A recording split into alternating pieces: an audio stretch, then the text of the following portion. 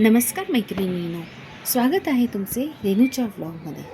आज आपण बनवणार आहोत थंडीकरता स्पेशल पौष्टिक असे डिंकाचे लाडू। डिंकाचे लाडू बनवण्याकरता मी इथे 1 वाटी खारीक पावडर घेतली आहे।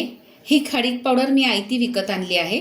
पाहिजे तर तुम्ही खारीक उन्हामध्ये वाळवून ते कुटून त्यातली बिया काढून त्याची पावडर करून घेऊ शकता। ते भाजून थोडंसं कढईवर त्या पद्धतीने तुम्ही करू शकता, पण मी ही आयती पावडर घेतली आहे। त्याच वाटीच्या मेजरमेंट प्रमाणे मी तूप घेतलं आहे 1 वाटी। हे घरचं कढवलेलं तूप आहे। 1 वाटी मी गूळ घेतला आहे ह्याच प्रमाणाने, आणि ही जे छोट्या वाट्या आहेत त्या प्रमाणामध्ये मी सगळे ड्रायफ्रुट्स घेतले आहेत। काजू घेतले आहेत, बदाम घेतले आहेत, पिस्ता मी थोडे कमी घेतले आहेत, काळे मनुके घेतले आहेत आणि अक्रोड मी हे 1 वाटी भरूनच घेतले आहेत। 1 छोटा चमचा खसखस घेतली आहे, पांढरे तीळ घेतले आहेत 1 छोटा चमचा, आणि विलायची पावडर। 2 महत्त्वाचे इंग्रेडिएंट म्हणजे सुकं खोबरं आणि डिंक। हा डिंक मी अर्धी वाटी घेतला आहे, म्हणजे अंदाजे 50 ग्रॅम आहे हा। आणि ह्या वाटीच्या प्रमाणामध्ये 2 वाट्या मी सुकं खोबरं घेतलं आहे। आता कढईमध्ये मी तूप घातलं आहे, त्याच्यामध्ये पहिल्यांदा आपण ड्रायफ्रुट्स भाजून घेऊया। मी पहिल्यांदी गॅस एवढा जास्त गरम झालेली नाही आहे कढई, त्यामुळे त्यामध्ये मी पिस्ता गरम करून घेते तुपावर। ड्रायफ्रुट्स आपल्याला जास्त भाजायचे नाही आहेत, नाहीतर ते खवट लागतील। ही कढई लवकर गरम होती। आता मी पिस्ता काढून घेते। आता मी काळे मनुके भाजते।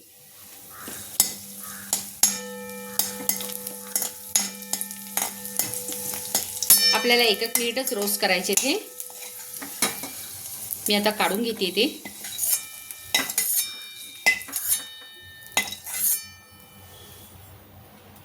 आता त्यात बदाम घालते।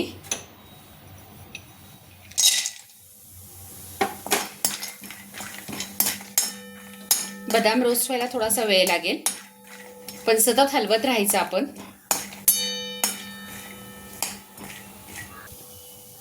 बदाम आपल्याला तुपावर 5 मिनिट छान रोस्ट करून घ्यायचे। बदाम रोस्ट व्हायला थोडासा वेळ लागतो। आता मी बदाम काढून घेते। आता मी काजू रोस्ट करून घेते।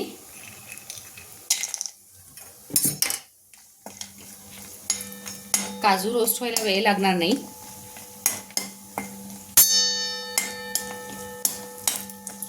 लगेच 1 मिनिटात ते रोस्ट होतात, ते काढून घ्यायचे लगेच आपण। हे पहा,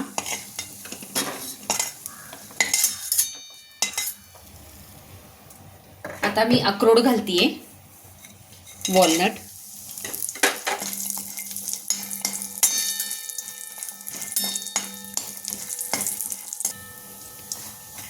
अक्रोड रोस्ट व्हायला 1-2 मिनिट तरी लागतात, म्हणजे बदामापेक्षा थोडा कमी वेळ आणि काजूपेक्षा थोडा जास्त वेळ लागतो। हे बघा, आता मी अक्रोड काढून घेते।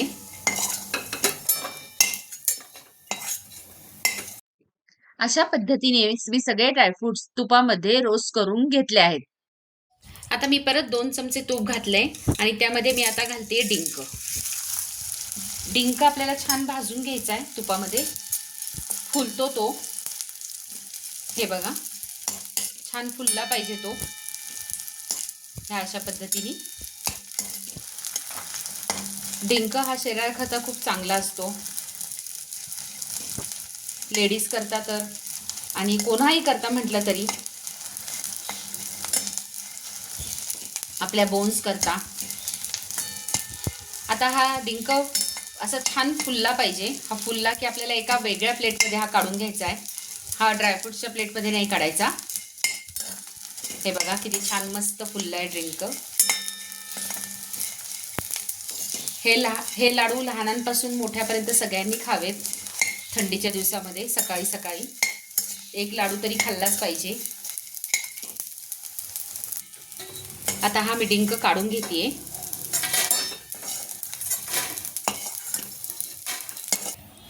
आता त्याच कढईमध्ये मी सुकं खोबरं भाजून घेते. जे काही तूप राहिलं असेल ते सगळं खोबऱ्याला लागेल. सुकं खोबरं आपल्याला छान भाजून घ्यायचं आहे, ब्राऊन करून घ्यायचं आहे. खोबऱ्याला थोडासा वेळ लागेल, पण एकदम बारीक गॅसवर आपल्याला छान भाजायचं आहे खरपूस.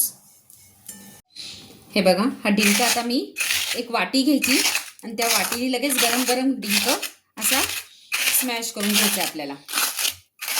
अशा पद्धतीने छान बारीक करून घ्यायचा आहे. चांगला भाजला गेला असेल तर तो लगेच बारीक होतो. हे बघा, अशा पद्धतीने आपल्याला त्याची पूड करून घ्यायची. नंतर आपण त्याला मिक्सरमध्ये असं फिरवणार आहोत. हे बघा, खोबरं स्वच्छ छान ब्राऊन खरपूस झालंय. डिंकाचे लाडू टिकवण्याकरता आपल्याला सुकं खोबरं चांगलं भाजून घ्यायचंय. खोबऱ्यामुळे लाडू खराब व्हायची शक्यता असते, खवट लागतात नंतर ते. त्यामुळे खोबरं छान भाजून घ्यायचंय. आपलं खोबरं छान भाजलं गेलंय. आता मी ते काढून घेतेय.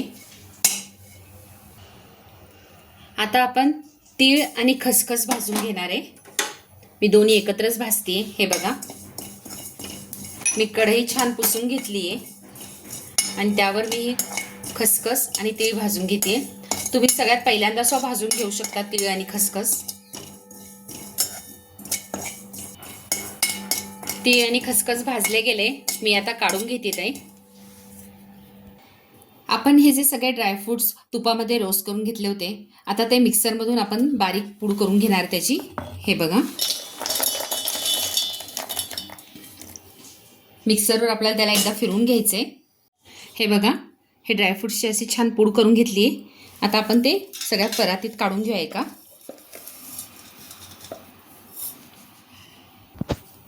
आता आपण खोबरं आणि तीळ आणि खसखस हे मिक्सरमधून बारीक करून घेणार एकत्र. हे अशा पद्धतीने बारीक झाले तिन्ही. मी आता हे काढून घेते. मी पॅनमध्ये परत 2 चमचे तूप टाकले. त्यामध्ये मी आता खारीक भाजून घेते. बघा, हे बघा, अशा पद्धतीने आपल्याला खारीक भाजायची. बाकीची मी टाकून घेते त्यात. हे पहा, खारीक आपल्याला अशी मंद गॅसवर तुपावर छान भाजून घ्यायची आहे. गॅस जास्त मोठा ठेवायचा नाही आणि तिला सतत हलवत राहायचं.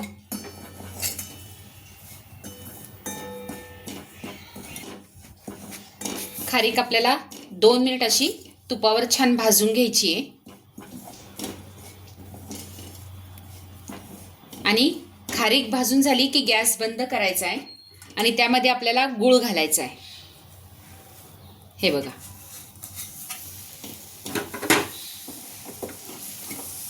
गूळ टाकून आपल्याला सतत हलवत राहायचंय. तो गूळ जो आपण पॅन ठेवलाय त्या पॅनमध्येच मेल्ट होऊन जातो त्याच्या उष्णतेमध्ये. असा छान मिक्स करून घ्यायचा आपल्याला. आणि हे दोन्ही नंतर परत एकत्र मिक्सरमधून आपल्याला फिरवून घ्यायचे. मी मिक्सरमध्ये खारीक, गूळ आणि डिंक एकदा फिरवून घेतलं आहे. आता आपण ते ड्रायफ्रूटच्या मिश्रणमध्ये सगळं मिक्स करून घेऊया. हे बघा, अशा पद्धतीने आपण सगळं आता मिक्स करून घ्यायचे. आपण त्यामध्ये आता विलायचीची पूड घालूया आणि हे छान असं एकत्र मिक्स करून घेऊया. हे पहा, अशा पद्धतीने आपण सारं मिश्रण एकत्र असं करून घ्यायचे आणि लाडू वळायला घ्यायचे.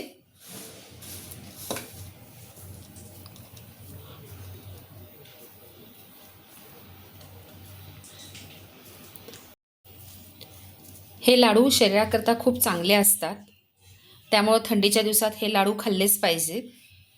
ह्यामध्ये सगळे ड्रायफ्रूट्स आहेत, भरपूर तूप आहे, मुलांकरता सुद्धा चांगले आहेत हे लाडू. थंडीच्या दिवसामध्ये रोज 1 लाडू तरी खाल्लाच गेला पाहिजे. बऱ्यापैकी माझे सगळे लाडू वळून झाले आहेत. हे बघा, हे पहा, अशा पद्धतीने मी सगळे लाडू वळून घेतलेत. तुम्हाला माझी आजची रेसिपी कशी वाटली हे मला जरूर कळवा. माझ्या रेसिपी अशाच पाहत राहा आणि बनवत राहा. आणि हो, माझ्या व्हिडिओला लाईक, शेअर, सबस्क्राईब जरूर करा. धन्यवाद.